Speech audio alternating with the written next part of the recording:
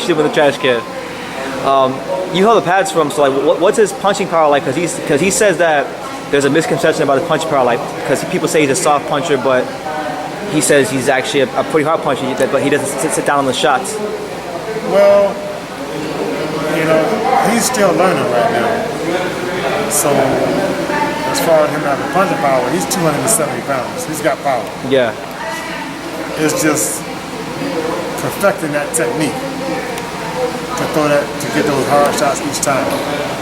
That's all it really is. And in the fight with Wilder in that 7th round, I saw him when he had Wilder. I saw him starting to develop that technique right then. Yeah. You know, that's something that we've been working on, was his punching power.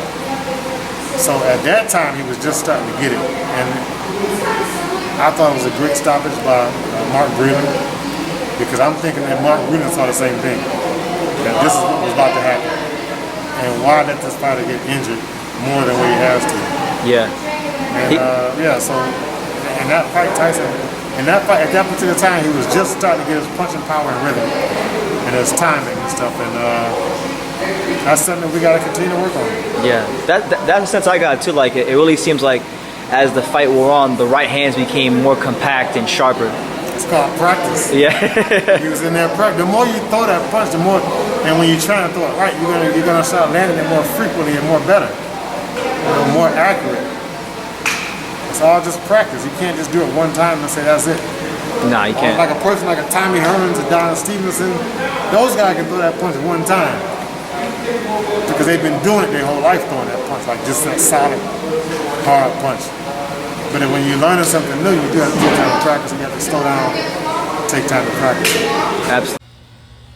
The Untouchable True School Sports Empire proudly presents something the boxing game's been missing. Hey, what's going on? It's your boy BT, and I came here to talk some boxing with the thousands of True School Sports subscribers. Now, make sure you guys smash that like button and definitely take the time to subscribe, and that will greatly be appreciated. Now, there's something that I've been wanting to speak about since the Wilder Fury 3 fight ended, and it pertains this time to somebody that I have a high opinion of, and that's the great, the incomparable Sugar Hill Steward. Now, Sugar Hill Steward, you know, I can't even say that he's a boxing trainer, because that would be a disgrace. He is one of the very few teachers we have left in the sport of boxing. And to call him anything other than a teacher will be disrespectful to what he's doing in the gym with these fighters. Now, I've had the honor and the privilege to actually watch him work with fighters in the gym, and you know, I can tell you, man, Sugar Hill Steward is the real deal when it comes to teaching these fighters about the sweet science of boxing. But I wanted to say this, man. I wanted to give the man his flowers, because I don't think people are giving him his flowers enough. You know, so Tyson Fury has started working with Sugar Hill Steward, and he's evolved this style. Seeing how Tyson Fury has evolved this style under Sugar Hill Steward has been one of the most beautiful things to see in the sport of boxing. Now, Tyson Fury was a fighter early in his career that, you know, he was in a lot of dog fights. If you go back and you watch his fights against Nevin Pajic, Nikolai Fertha, Steve USS Cunningham, these are all fights where Tyson Fury had to dig deep and show something to beat these guys. And even when he was in these dog fights, he wasn't necessarily a guy that had, you know, that steak knife sharp right hand. He didn't have the right hand to get guys out the ring like he does now. And you're seeing, you know, these last two fights with Deontay Wilder for Tyson Fury, where he's had Sugar Hill Steward in this corner, you're starting to see, you know, some beautiful things, you know, being consistently shown in his skill set. Sugar Hill Steward has taken the philosophies and the mentality of the Krong Gym, and he has imposed it and imparted it onto Tyson Fury and his boxing skill set. So now you see Tyson Fury fighting the way at 6'9", the way God designed how to fight. You know, and it's a beautiful thing. You know, you're starting to see Tyson Fury throw a power jab that will back his opponents up at will, a precise left hook, and a steak knife sharp right hand that's very, very, very reminiscent of a lot of the old Krong Gym fighters that Emmanuel Stewart trained, like you know, like Thomas Hitman Hearns and guys like that, and Dwayne Thomas and Hilmer Kenty and Mark Breland and guys like that. You know, Lennox Lewis. You know, Krong fighters always had a steak knife sharp straight right hand that would always hurt their opponents, and Tyson Fury has that now to a T. And the straight right hand is a punch that Tyson Fury didn't always have in his career, and I think it's a punch that he's really developed and is beginning to perfect, fight by fight, round by round, camp by camp, and that all goes back to Sugar Hill Steward. So look, I know a lot of people in boxing say that Eddie Reynoso is the best trainer in boxing, you know, and it is what it is. But for me, for my money, the best trainer in boxing right now is Sugar Hill Steward, no doubt about it. You know, you're starting to see what he did with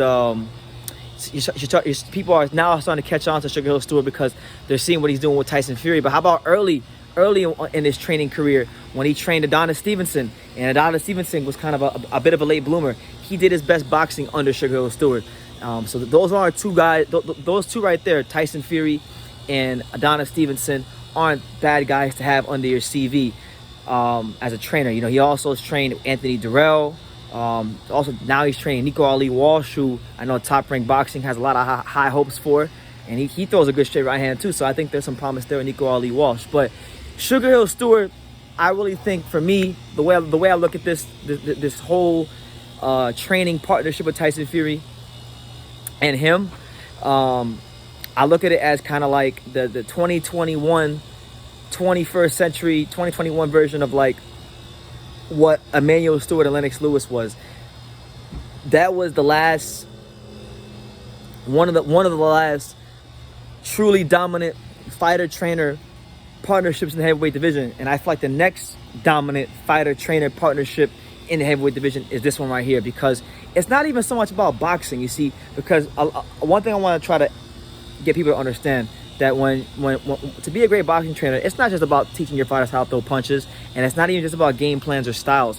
It's also knowing what buttons to push. It's also about understanding your fighter and knowing what his temperament is and how to best get your instructions across to him. So Tyson Fury is a very unpredictable fighter, you know, very carefree, unpredictable guy, likes to have fun, likes people around him to have fun. That's the kind of guy he is. Life of a party type of personality. And Sugar Hill Steward, while he's very laid back, and anybody who knows Sugar knows that he jokes around a lot. He likes to crack a lot of jokes. So him and Tyson Fury get along very, very well. And because they get along very, very well, because his personality, he's the yin to Tyson's yang, and they mesh very well, you know, Sugar Hill Steward is able to get his instructions across to him. That's why in the middle of the fight with Wilder, he said, when Wilder was starting to have some success, he's like, jab this motherfucker, jab him, Tyson, jab him. It's the simplest thing in the book, just jab him. And he sounded like Emmanuel when he was giving his instructions. There was a part of the fight where he got really angry because he wanted Tyson to throw that power jab. He wasn't throwing it to as much as he wanted to his liking, and he let him know. And Tyson Fury from that point forward got back on throwing that power jab, backing Wilder up, and eventually setting up the straight right hand. So I really feel like, for me, the best trainer in boxing is Sugar Hill Steward. You know, not just because Tyson Fury, but because of what I've seen with my own eyes in the gym with these fighters and how he improves fighters. And I'm gonna tell you this: I don't know. I know he's got a couple fighters. I don't know if he's going to take any more fighters, but if he does, you know, I'm sure there'll be a fighter of an A-level caliber at some point that also wants to get trained by Sugar Hill Steward, and they'll definitely want to work with him. And when that happens, you'll have another I'm sure he'll produce another world champion. But you know, he's evolving Tyson Fury into a guy that right now, with the way he's going, I don't really see anybody beating him in the heavyweight division, and I see him being the dominant heavyweight of this era. And I also see Tyson Fury being the kind of fighter that will beat everybody he fights for the remainder of his career, which means that he'll retire as the only undefeated heavyweight champion apart from Rocky Marciano. So when you factor these things in and you look at that, you know, there's a possibility that Sugar Hill Steward could be responsible for training the greatest heavyweight of all time, and that's no small accomplishment. So and then you also Adonis Stevenson, who was one of the premier punchers in boxing and one of the best light heavyweights in the world at one point, you know, a world champion, did his best boxing under Sugar Hill. So got a good CV, really good teacher of the sport, and for my money, like I said, I got him as best trainer in boxing. But you guys in the comments down below, you guys let me know what you think. What do you think of Sugar Hill Steward? What do you rank him as far as the best?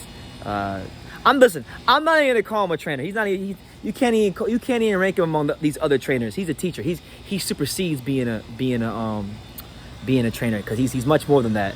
And anybody who's seen him in the gym and seen him work with fighters in the gym, they know this. And that's why you heard Malik Scott talk about Sugar Hill the way he did when he was talking in the press conference. But I'm gonna leave it at that. You guys, drop your comments down below.